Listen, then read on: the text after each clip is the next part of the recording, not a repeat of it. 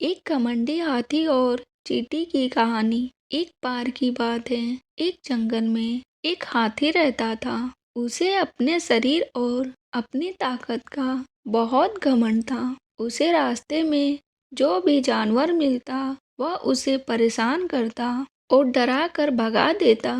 एक दिन वह कहीं जा रहा था। रास्ते में उसे एक पेड़ पर एक तोता को बैठे हुए देखा और उसे अपने सामने झुकने के लिए बोला।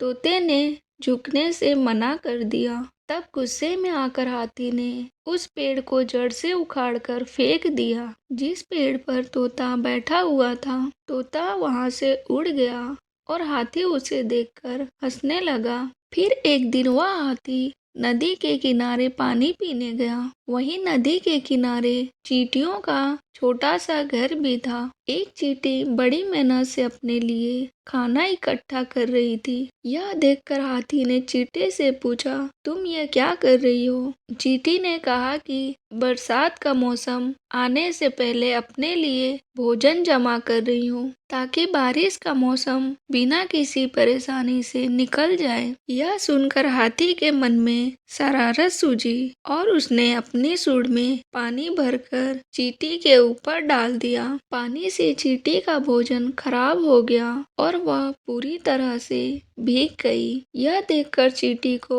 बहुत गुस्सा आया और उसने घमंडी हाथी को सबक सिखाने का सोचा। फिर क्या था, एक दिन चींटी को मौका मिल ही गया कि वह हाथी को सबक सिखा सके। हाथी भोजन करके हरी घास पर सो रहा था। चींटी सोते हुए हाथी की सूंड में घुस गई और अंदर से उसे काटने लगी। जैसे ही चींटी ने हाथी को काटा, हाथी दर्द के मारे जोर जोर से रोने लगा और मदद के लिए पुकारने लगा। चींटी ने हाथी के रोने की आवाज सुनी और सूंड से बाहर निकल आई। हाथी उसे देखकर डर गया और अपने किए की माफी मांगी। जब चींटी को महसूस हुआ कि हाथी को अपनी गलती का एहसास हो गया है, तो उसने हाथी को माफ कर दिया। हाथी अब बिल्कुल बदल गया और उसने वादा किया कि अब वह किसी को नहीं सताएगा और दूसरे जानवरों की मदद करेगा। हमें अपनी ताकत पर कभी घमंड नहीं करना चाहिए। अपनी ताकत के जोर पर दूसरों को परेशान करने की जगह उनकी मदद करनी चाहिए। हेलो, आगे और भी ऐसी कहानियाँ देखने के लिए प्लीज मेरे चैनल को सब्सक्राइब करें। बाय।